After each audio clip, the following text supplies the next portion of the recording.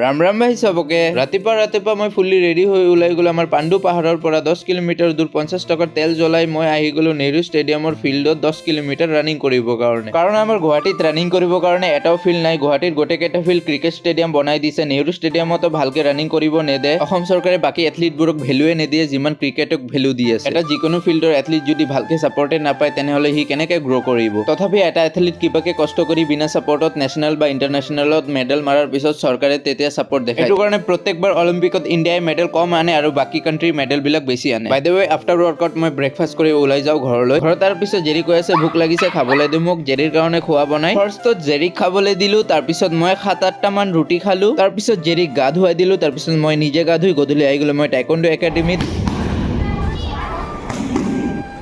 2 ঘণ্টা kicking practice কৰি after practice মই 6:30 PM to 11:30 PM ডিউটি কৰি মই ৰাতি 12টা মানত ওলাই যাওঁ ঘৰলৈ।